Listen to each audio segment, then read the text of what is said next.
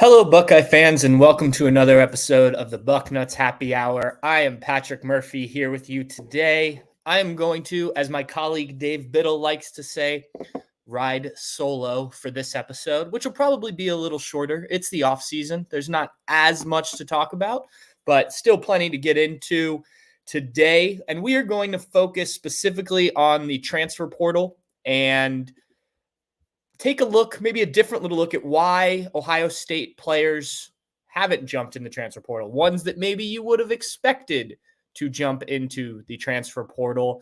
I've done some looking into that, personal research, talking to some people, things like that. And we've touched on this before on previous episodes or on the Bucknuts Morning 5 when I've been on there. But I wanted to do a bit of a deeper dive. And then we'll also look at maybe a couple guys that Ohio State is still interested in possibly landing from the transfer portal. But we'll get into that as we go. But let's start with the most important stuff, the beer of the day. We're going with PBR again. I think this is like the fourth or fifth straight show I've had a PBR. I don't know where all these came from in our fridge, but I will certainly take them if people are going to just leave PBRs at my house or wherever they came from. So I will drink them here with you guys. Cheers to a Friday. Cheers to PBR. All right. Anyway, let's get into this. The transfer portal. I think with the way things have gone in the transfer portal era, there's always this assumption that a guy's not playing very much, especially highly recruited guys not playing very much. Well, he's going to jump in the transfer portal. And for the most part, and I think more likely than not, that tends to be the case. Sometimes it doesn't happen as quickly as people might think, but it does often happen. You can often sort of pick and choose from a roster of guys if you know the roster, know what's coming down the pipeline, all those things.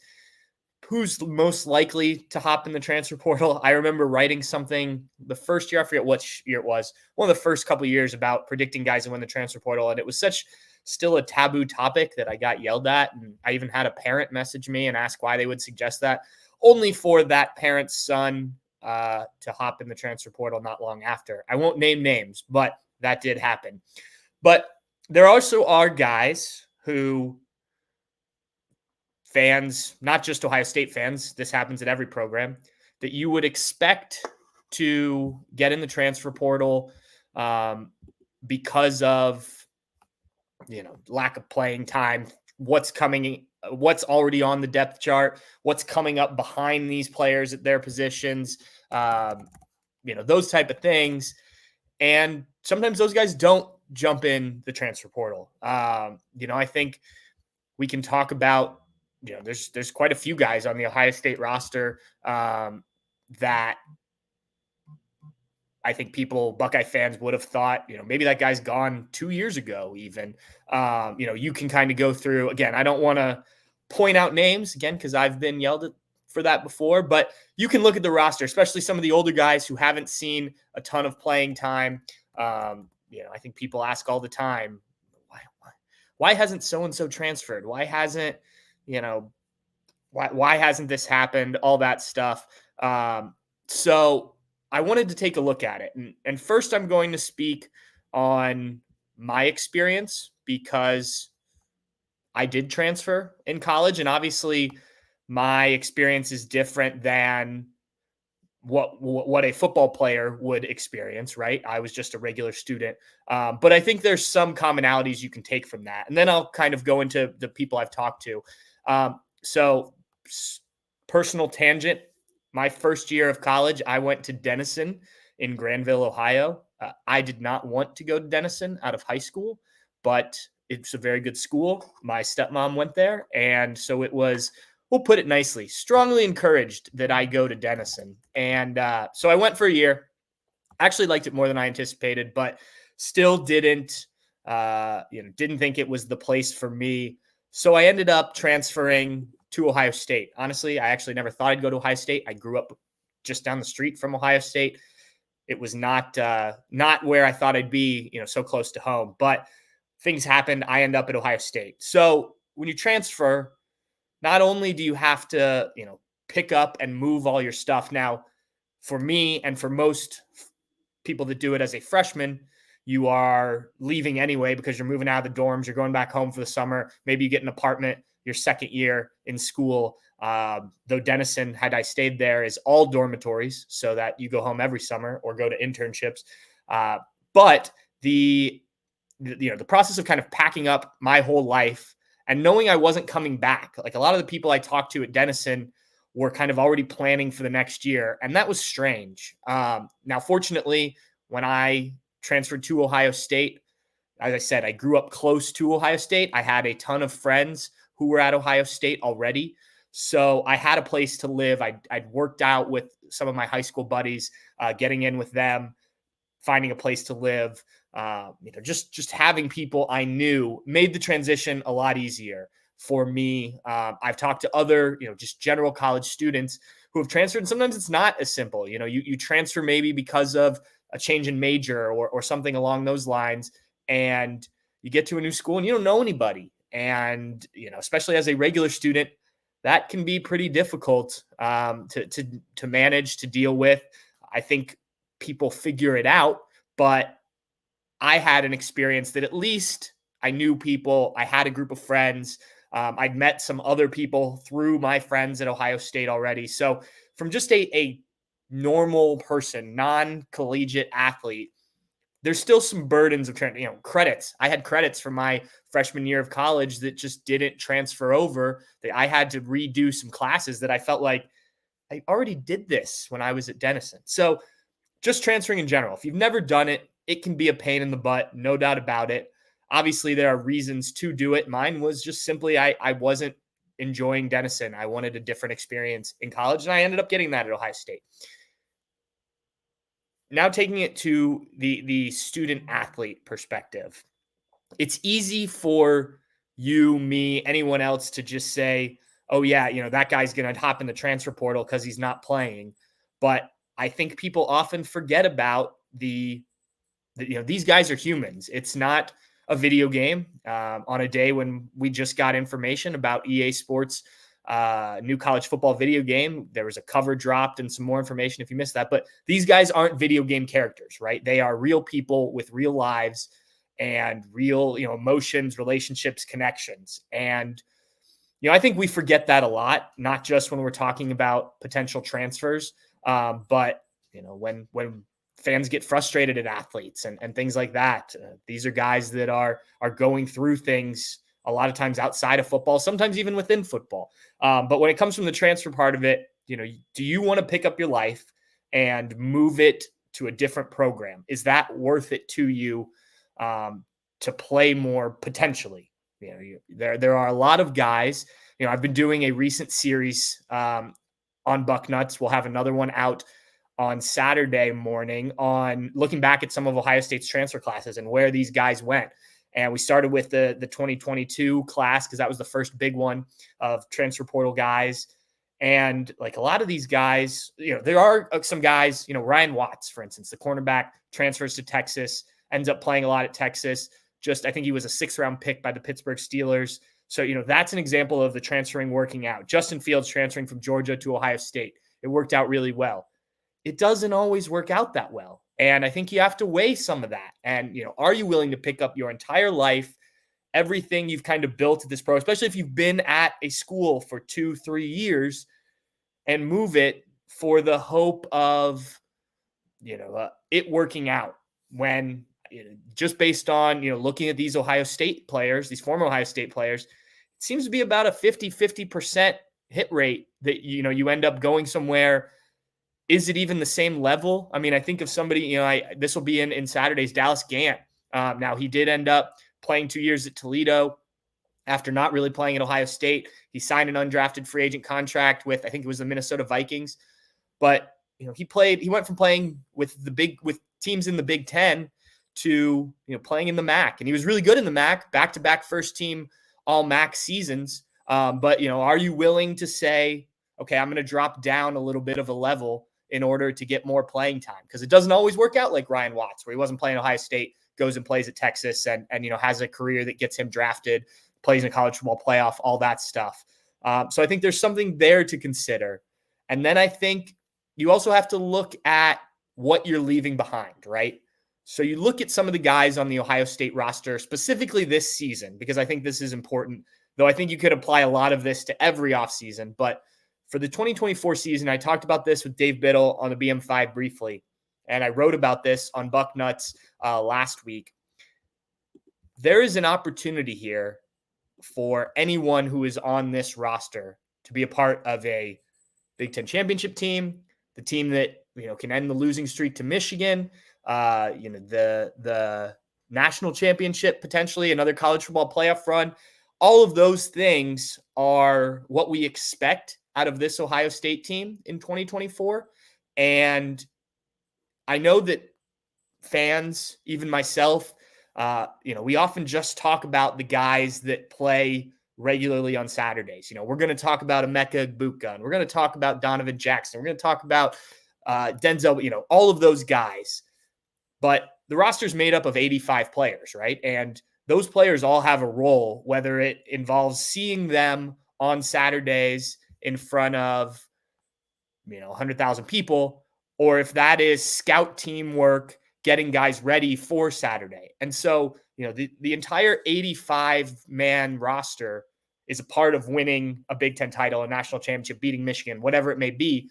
And, if you're going to transfer from Ohio State this season, you're probably going somewhere that's not going to have that same level of possibilities. You may go and play right away, but do you want the opportunity to have a ring at the end of your college career?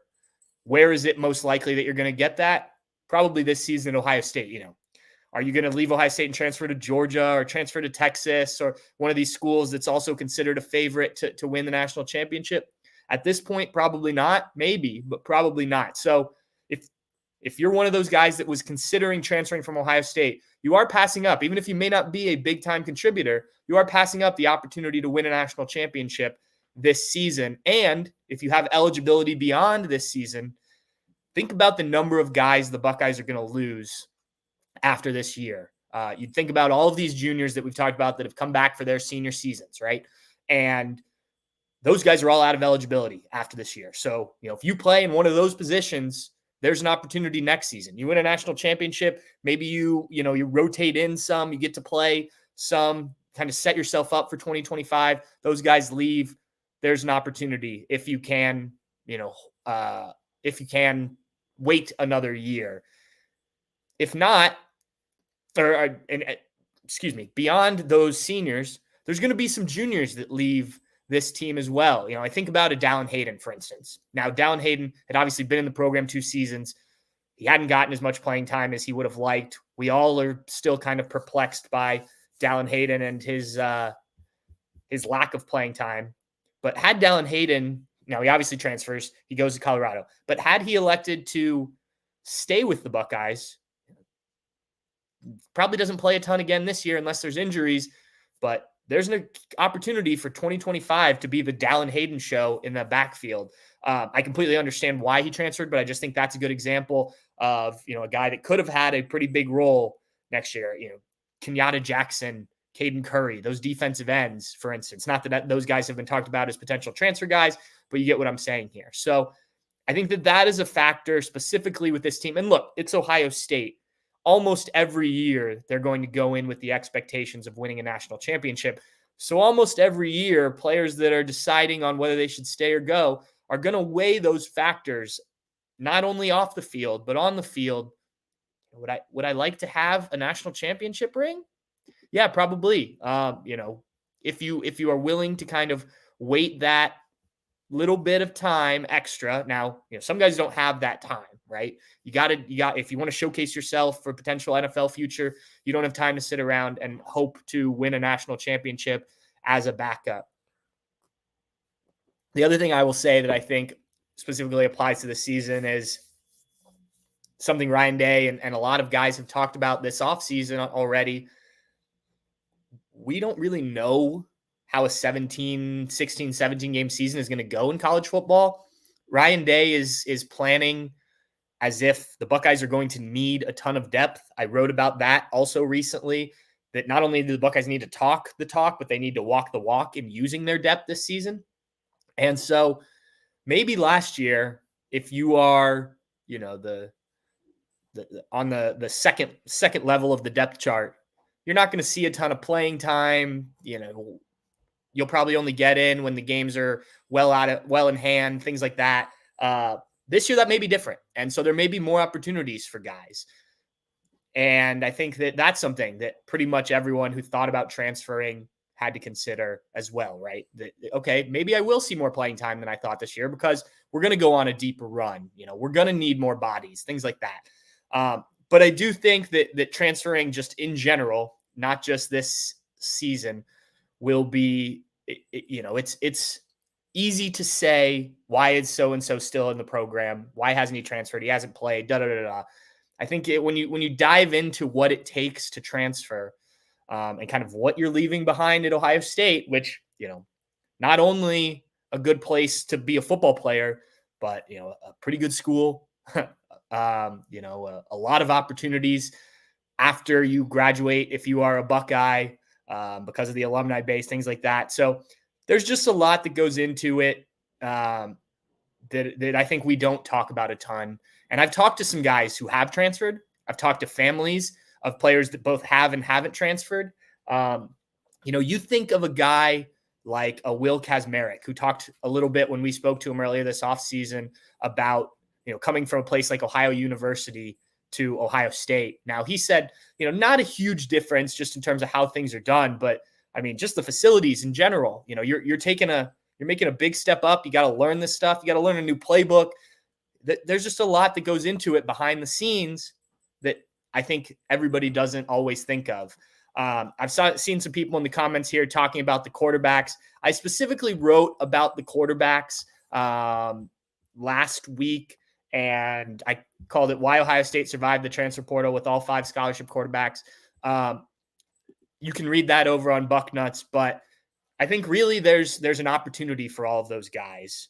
And on top of everything we just talked about, each guy has an opportunity to kind of do what he wants still. Will Howard and Devin Brown, still probably the two that are most likely to start this season. I'd say coming out of spring, Will Howard's probably a little bit ahead, but Devin Brown is still right there and has a path to starting. So, getting up and transferring for either of them didn't really make a ton of sense when they're still competing for that job. Lincoln Kienholz, I think that's the guy that a lot of people thought, okay, he's kind of stuck in the middle here. But if you go back and listen to Lincoln's interview that he did right before spring practice started, he didn't view this offseason as much as a competition for the starting quarterback spot, though he didn't rule himself out by any stretch, but more as, look, this is his first offseason in the program. He hardly played as a freshman. He enrolled last summer. So now he is, viewing this as a chance to get better. And though he didn't say these exact words, I think set himself up for 2025 and that quarterback competition that we all think is coming. And then the two freshmen, Aaron Nolan and Julian Sayin, while there was talk about the Julian Sayin and what he was bringing and all that during spring, he still had moments where he looked like a freshman. So did Aaron Nolan, probably more moments. I don't think either of those guys are completely ready to be the starter. Now, could you put Julian Sayin in there if you needed to? Could he continue to develop to the point where it's hard to keep him off the field? Yeah, maybe. Kid's a stud, no doubt about it. But neither of those guys should be in a hurry to play. They knew what they were walking into in the Ohio State quarterback room. So I think while 5 scholarship quarterbacks does seem like a lot, like it makes sense for each of those guys because of kind of the situation that they are in. Now, come the season, if Will Howard, for instance, wins the job, will Devin Brown look back on this and say, oh man, I had the opportunity to go somewhere else? Maybe, but I think I'd say this with Devin Brown. I say this with Lincoln Kienholz. Maybe we should start listening to some of what these guys say more and believing what they're saying, as opposed to just assuming they're going to jump in the transfer portal, because Devin Brown's been pretty clear that he doesn't care who Ohio State brings in. He's going to compete. He thinks he's good enough to win the job. Lincoln Kienholz is here to get developed and, hopes to be a starter one day. those type of things. So maybe we just listen to these guys, believe these guys when they say, that they're not going to be in the transfer portal, that they don't plan on leaving, those type of things. I forgot to mention off the top, if you have any Buckeye questions, feel free to throw them in the chat here while we're talking. If you're watching this live, we will have some time at the end to answer some questions if there are some. I'll keep track of those as best as I can while talking here. Let's take a break and have some beer. Cheers. Always tastes better on a Friday afternoon. Yeah, so if you have questions, feel free to throw those in there. If we don't, we'll just end it a little early. The transfer portal window has closed, which means players are not going to enter it. I guess technically you still can enter the transfer portal, but I think it means you have to sit out next season if you do. But that doesn't mean that you can't still land players from the transfer portal. The Buckeyes are still interested in a couple guys, both of whom are safeties, which is, you may think, interesting. The Buckeyes, Caleb Downs, Lathan Ransom, they have some guys there. Jaden Bonsu emerged a little bit during the spring. Malik Hartford obviously had some playing time last season. The way I understand it is that they're looking for some guys who can be depth players, add to the depth, compete, but add to the depth. And the two names, I was speaking with Bill Kurlick, who I was hoping to have on, but he had some stuff going on today. Jaden Mangum, Michigan State, played at Michigan State, and Jacoby Matthews from Texas A&M are the two guys that Bill Kurlick said are the most likely to be Buckeyes. They're the guys that Ohio State is most interested in, in the transfer portal. Cameron Broussard is another one, though he just canceled his visit with the Buckeyes this weekend, has been visiting some other places, and Mangum is expected to visit this weekend, as Bill Kurlick posted on Bucknuts earlier today. If you look at these two, I think they're kind of different players. Mangum, in our transfer portal rankings, a 3-star kid, the 69th overall safety in the class.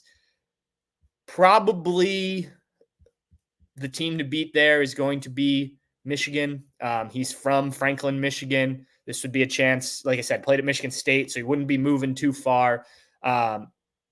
If you look at Matthews, who has attracted quite a bit of interest, he's the number 7 safety in our 247 sports rankings.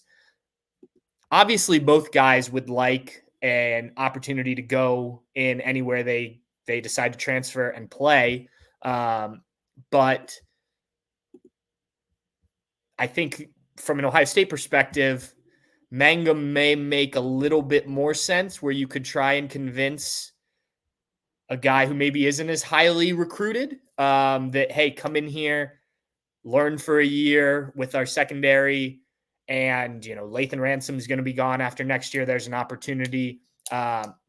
Speculation on my part with Jacoby Matthews, but it seems like this maybe is more of a situation of he wants to go in and play right away.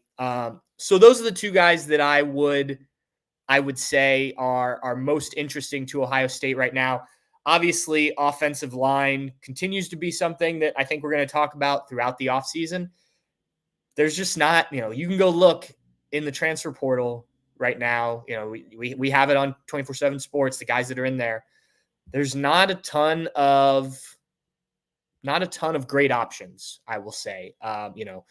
There's not anyone that I look at and say, okay, that guy comes in and is definitely better than Josh Fryer, or is definitely better than the options that Ohio State has at right guard, or really any of the positions. So I think if that guy had popped into the transfer portal, Buckeyes would have been all over it. They tried before, with the first transfer portal window, and were unable to find somebody. So it's, you're playing you're playing a waiting game. You play the waiting game when you don't get somebody in the initial transfer portal window.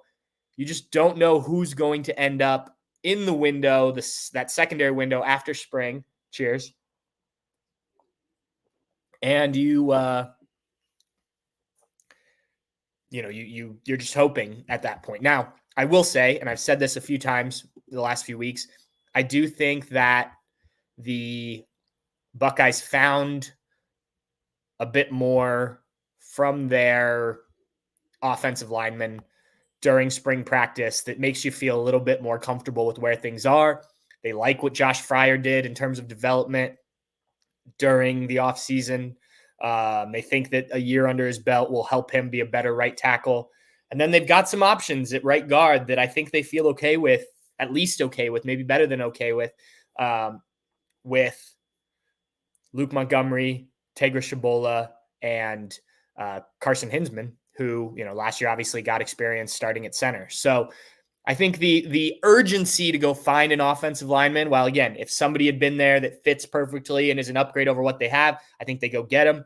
But that guy's not there. They feel okay with this offensive line. And look, I keep pointing this out. I pointed it out since the end of that Michigan game. That line, as much as we talked about some issues throughout the season, is one play away. I hate saying that because there's obviously so many plays in a game, but that line did its job pretty much all season. Maybe not at the perfect level, but they were, this close. If Donovan Jackson doesn't trip over Carson Hinsman, which has nothing to do with the talent of offensive linemen, Kyle McCord probably delivers a strike to Marvin Harrison Jr., and the Buckeyes probably score, beat Michigan, college football playoff. I think they probably win the whole thing. I think they could beat Alabama. I think they could beat Texas. I think they could have beat Washington. And that's with an offensive line that we didn't think was that great, and a quarterback who most people blamed for the offense not doing as well. So just keep that in mind, I think, when we're talking about how bad or good an offensive line needs to be to win a national championship. They were close last year. They were close.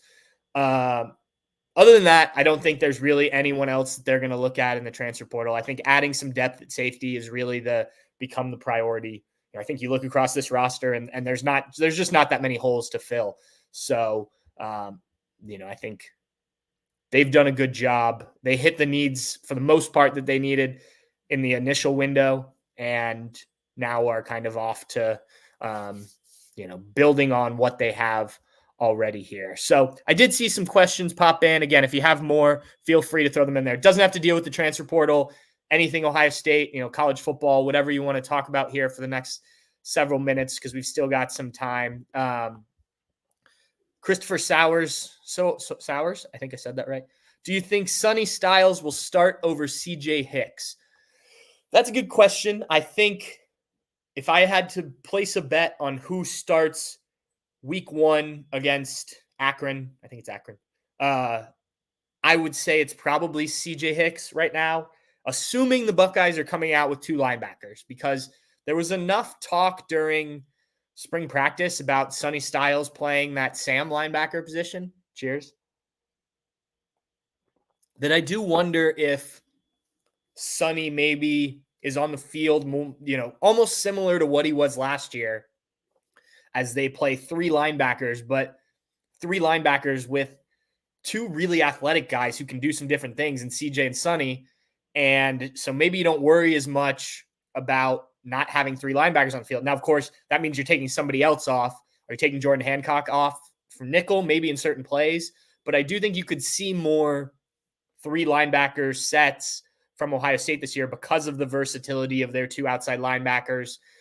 So it's potentially not whether they start over each other, but if they start together. But if you're starting 2 linebackers, I think it's CJ Hicks and Cody Simon. Based on what we saw in the spring, Sonny was often with that second group, but I do think he provides them with some serious versatility.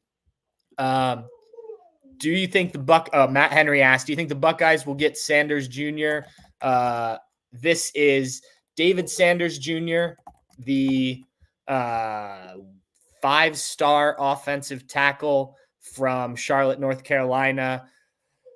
while I have not, I follow this in terms of reading what our guys, Bill Kurlick and the 24/7 team write. Obviously, I am much more on the team side of things than the recruiting side of things. But right now, if you look at it, crystal balls have Sanders projected to Clemson. I know recently, I think it was Brandon Marcello from 24/7 Sports, one of our national guys, said, if there is a team that's going to beat out Clemson, it's going to be Ohio State. I know Sanders has been to visit the Buckeyes, and from my understanding, came away pretty impressed. This would be a big win if Ohio State could do it. I would still put it more likely than not that he ends up elsewhere, but they are doing their damnedest, I will say that, to get Sanders in Columbus and make him a Buckeye. Matt also asked, and this kind of tied into the question a minute ago, how big of an impact do you think Sonny and CJ will play this year? It's got to be big. If you're the Buckeyes, you need improved linebacker play. And right now you only have Cody Simon as your returning starter, and he was very good last year. I think there's still ways that teams can pick on Sonny style, or excuse me, on Cody Simon. But those outside linebacker spots, whether it's one or two, you need a guy who can go out there and make some plays. So they have to make a big impact. Certainly have the potential, no doubt about that. Athleticism, talent, all that. That's not a question. It's more kind of fitting into the defense, learning the defense, those type of things. In Sonny's case, he's already done that. He just has to do it at a different position. So, I think, yes, they have to make an impact. They have to. There's no doubt about it.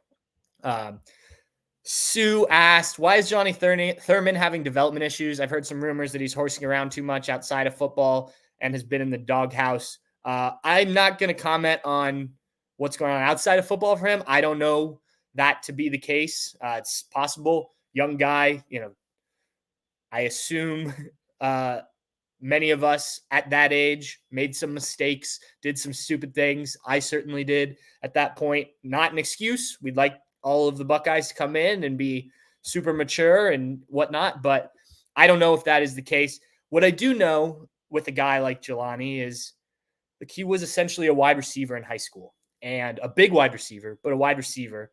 And he's having to learn the tight end position. Think about a G. Scott Jr., who came in, actually was recruited as a wide receiver. It took time before G. Scott was ready to do much. And he still hasn't, he's been a backup, but he's still, working his way into that tight end role. We'll see how 2024 goes for him. But it's a very much like offensive line. It's a developmental position where you have to block and do all the things an offensive lineman does, but you also have to do all the things that the receivers do. And so I think that often takes time in terms of what Ohio State asks their tight ends to do. Looking back, since Urban got here, you can even look back further, I guess. How many freshman, sophomore tight ends play a ton? Not a lot. There, probably some examples out there, but I think, Jelani is just kind of going through the same progression, even as a freak athlete that he is, to find his, to get into that position, learn that position. I wouldn't say I'm worried about his development at this point, at least nothing that I've heard. So we shall see. Let's take a look here. Matt, again, he asked, do you think the Buckeyes will do a better job of, quote, rotating this year to allow the younger kids to get some game time? Matt, I wrote about this a couple weeks ago, I think. You have to if you're Ohio State this year. It can't be, I said this earlier, you can't just talk the talk in 2024.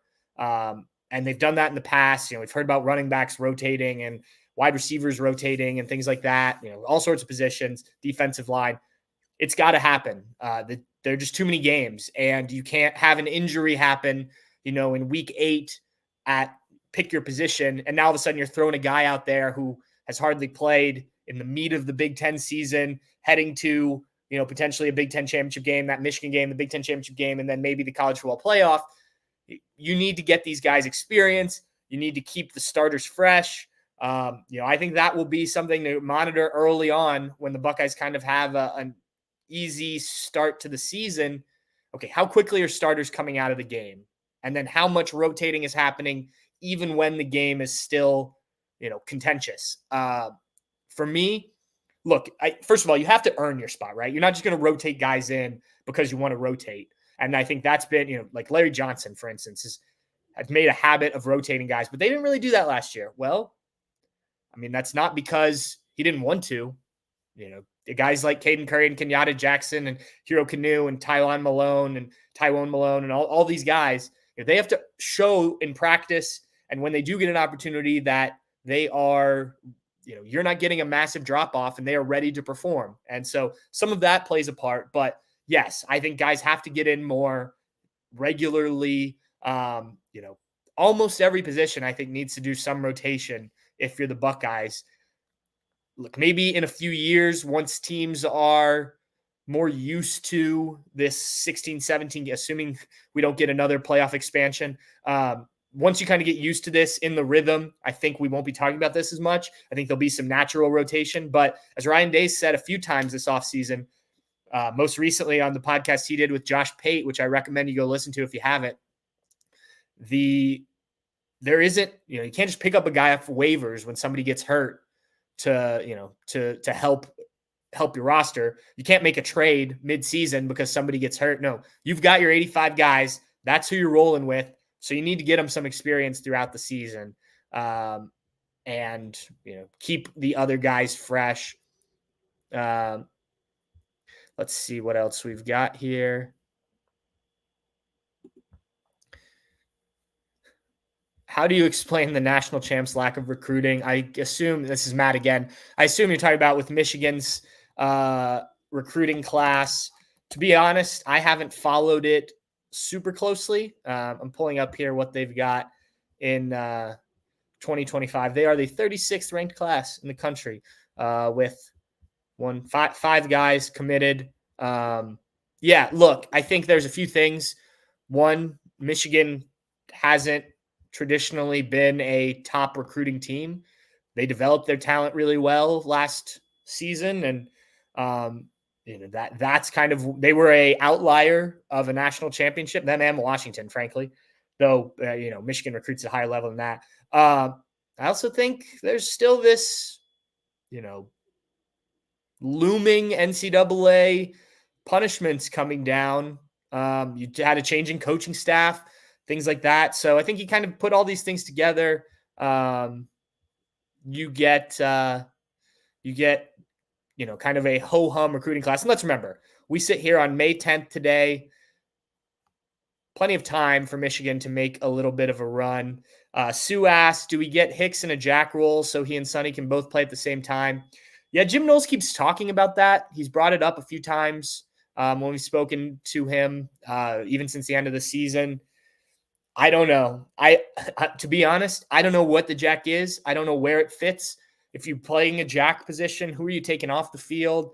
They're even talking about playing 3 down linemen and having JT Tuimoloau and Jack Sawyer as kind of stand-up outside linebackers.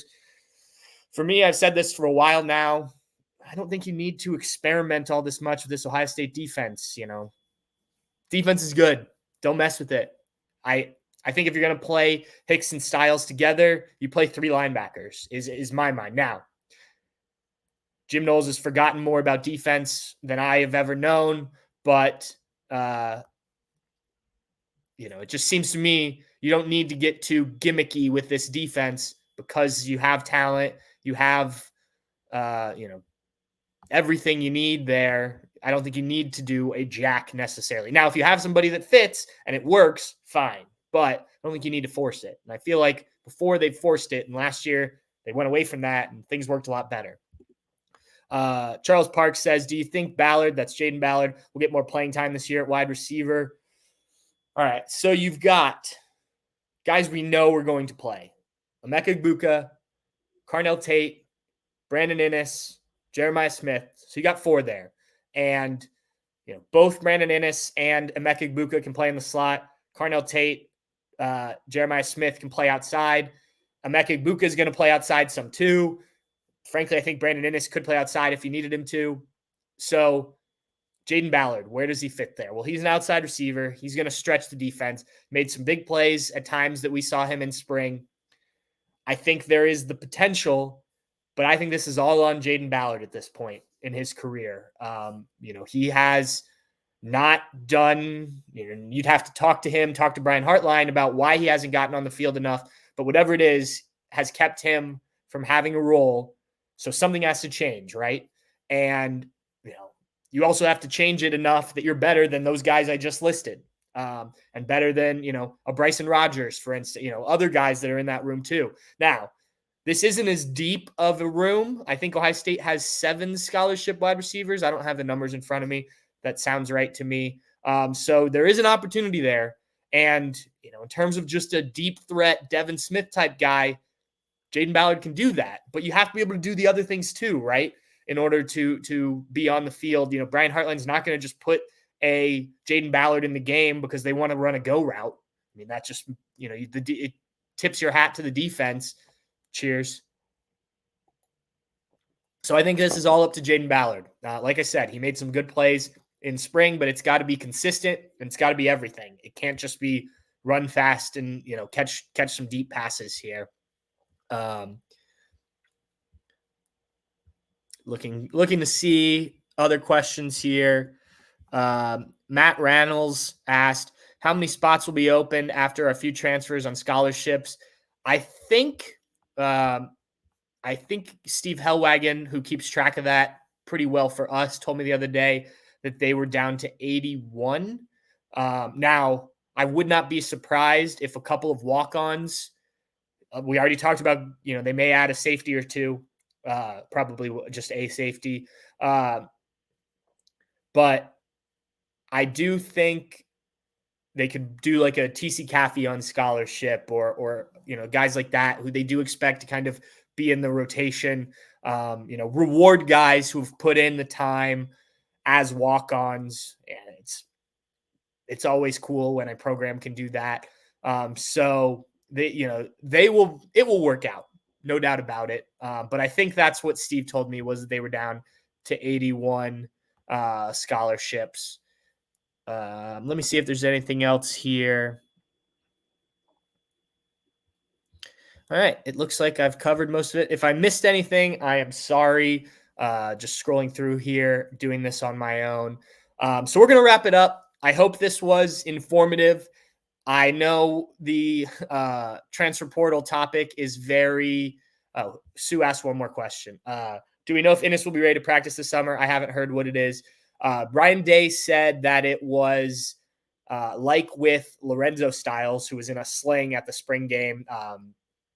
Brandon Innis is a foot, ankle. He had a boot on and was on a scooter. Both of those were procedures that they felt like they needed to just kind of get something done so it didn't linger. They are not expected to be long-term. So both those guys should be back, from my understanding, by the time the Buckeyes take the field again as a team. So I wouldn't worry too much about that. Anyway, I wanted to talk about the transfers, try and do it from a different perspective in terms of, why those guys why you don't see more guys jump in the transfer portal, why you haven't. I hope that was somewhat informative. I had some personal knowledge on the topic, and I've talked to some other people. So hopefully that was helpful for you guys. I'm glad we got to answer some questions. Thank you for tuning in to another Bucknuts Happy Hour. We'll be back next week. I'll try and get one of my guests on so that you don't have to listen to me ramble as much. But cheers. Thanks again. Please like, subscribe, follow, subscribe to Bucknuts, all of that stuff that keeps us going out here. Cheers.